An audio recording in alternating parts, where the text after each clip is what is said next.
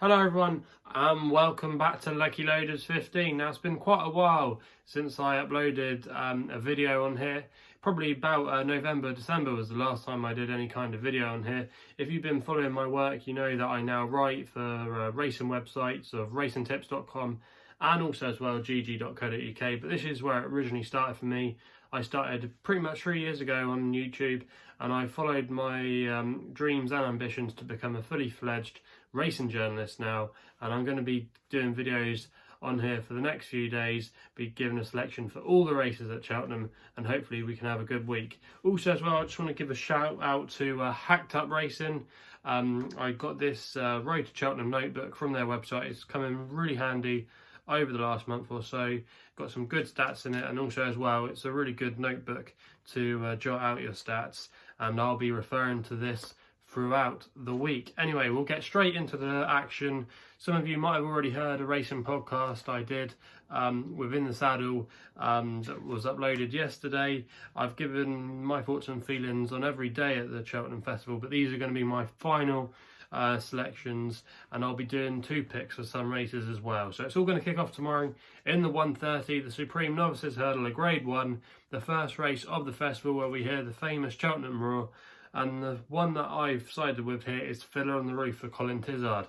Now this horse is around about 7-1, best shot at the moment, and he's been on my radar, I should say, for quite a while for this race. He won the Tolworth at Sandown in early January, and that's a route that's seen the Supreme winner before, with the likes of Somerville Boy for Tom George back in 2018. I think Fiddlerontheroof, he's going to be against some classy individuals. I think Shiskin is a very exciting horse. Asterion Forlonge, I really respect his chances for Willie Mullins. I think he would be my biggest danger, but I think Chantry House can go well. You've got Abracadabras, you've got plenty of other horses down below, but I just think Fiddlerontheroof could be a bit special. Now, he's maybe not the flashiest, he's maybe not the most sexiest horse going into the race, but he'll see out the trip very well. And even though it has been dry the last couple of days at Cheltenham, there's going to be some rain overnight and also as well into tomorrow morning, and the more rain that falls, the better for the chances of Fiddlerontheroof. He's been laid out for the race. You wouldn't expect too many horses from Colin Tizzard to be targeted at the Supreme, but with Robbie Power aboard tomorrow, I think this horse has got to go very close, and I think he's a good each way bet. You can get some silly amount of places with quite a few firms. So at 7-1, if you can still get that at the current time of recording, I think he's a very good bet. So Fiddlerontheroof will be my selection for the Supreme. The Arkle, I thought, was actually the most hardest race to choose from on the opening day. Some of you might have different opinions. I have to go against Notebook. He is a solid favourite. He's unbeaten over fences so far. He's beaten the likes of Fakir Dudadairis and also as well Cashback. For me, I just think he could be a bit of a head case down at the start tomorrow, and that would really concern me. And also as well, his record isn't that great round Cheltenham. I think he's only appeared there once and he didn't seem to handle the track. And also as well, I think he would want a little bit dry ground in my opinion. The ones that I would like to take him on with are Maire, Banrigh for Dan Skelton. I put this one up on the podcast. My only concern could be how she going to be played in the race. I'd like to see her maybe held up. She can go further. She won over 2.5 miles at Huntington last time out. She's undefeated over fences. She's taken on the boys as well, beating the likes of Baddesley Prince, some other nice types. I think she beat Thomas Darby as well at Warwick. So she's beaten some decent geldings, and she's definitely worth her place in the lineup here. She'll get the mare's allowance. She's around about a 12-1 shot with some firms at the moment. I think that's a good each way bet. I think she's got a very chance of making the frame. The one that's kind of crept into my thoughts late on in the last 24 hours is Our Dancer, 22-1. Disappointed as a favourite in the Supreme last year, and he's been okay so far as a chaser. He won here on his chase debut, but he's been running in small fields and that doesn't suit him, and I think the bigger field tomorrow and the pace they're going to go at will really help him. He's a horse that likes to be played into a race. He doesn't normally like to make the run in, and I just think with his previous course form, he won a handicap here before. He's going to like the conditions of this race tomorrow, and for me at 22-1, he's a massive player, and he would be my best each way selection for the race. I could see him going really well. So they're going to be my 2 against Notebook in the Arkle. Now this is a race we're moving on to, the Ultima, that I've had some good success in the last few years. Not from a winning point of view, but I've had quite a lot of good each way bets. Probably the best one was Shantou Flyer a couple of years ago when he just lost to Kustar Tavola. That horse, Shantou Flyer, he'll be running later in the week, and I really fancy his chance for the Fox Hunters. But in the Ultima, it's a good race. I thought it was a bit tricky this year compared to others. The two I've come down with are Who Dares Wins for Alan King, was the Pendle Grade 2 winner at Kempton last time out, over probably a slightly shorter trip than he wants. He's stepping up to 3 miles, but that wouldn't be a worry for me. He's finished 5th, I think it was, in the Potomps a couple of years ago over 3 miles, so he's ran perfectly well in the trip. He's a very versatile horse as well. He won the Northumberland Plate last year on the flat. He's always been a great horse to own for Connections, and I think he's got a live chance in this race tomorrow. And I think if he turned up in the Marsh or possibly the RSA, he wouldn't win probably that, but he could definitely make the frame, and I think he's got a good chance tomorrow. He's 12 to 1 with some firms, and he'll do for me. The other horse that I would put up as well that I am going to have a bet on is Big River for Lucinda Russell, 25 to 1 with some bookmakers. Now this horse finished an eye-catching 4th last year, and he came from about probably something like 12th place, and he ran about past 7 or 8 horses in the last couple of furlongs, and he snatched 4th place on the line.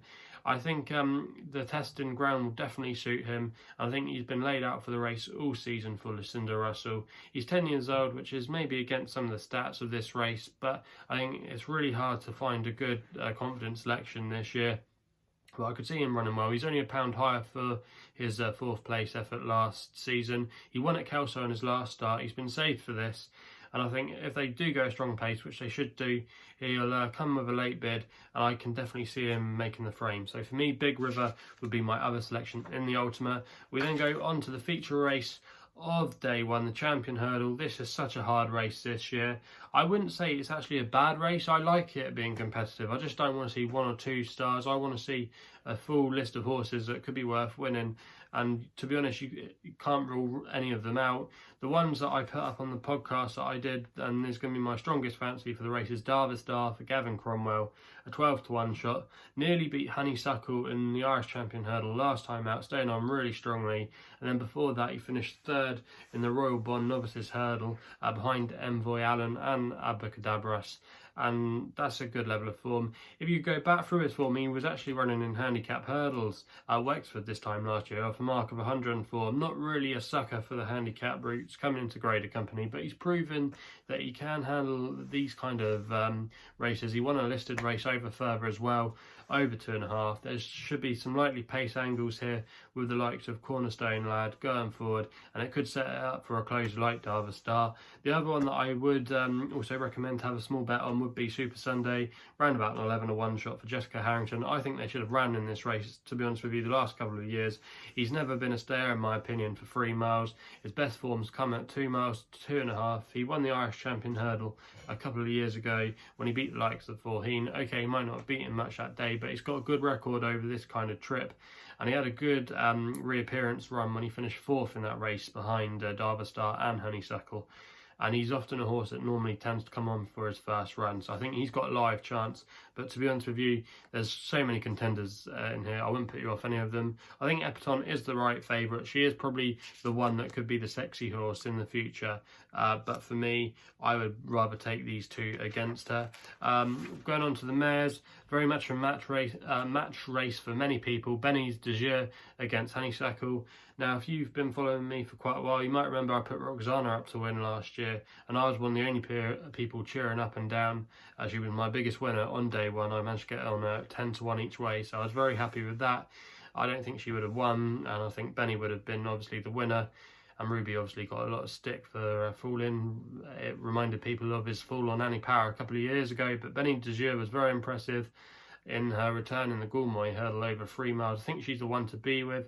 I think she might just have a classier edge over Honeysuckle, but I think it's going to be a fascinating match. But the one that I would play, I'm not going to have a bet on Benny because I think she's too short, and I would probably actually back Honeysuckle and Stormy Island each way. I see them both making the frame. I think Stormy Island is maybe being a bit disrespected in this market. She's 3 out of 3 this season. She finished 2nd in this race last year behind Roxana, and Roxana wouldn't have she would definitely have a chance, I should say, of making the frame. I wouldn't put you off her if you fancied her. But Stormy Island, she's been a much better horse this season. She used to be a keen going type, and she's really settled.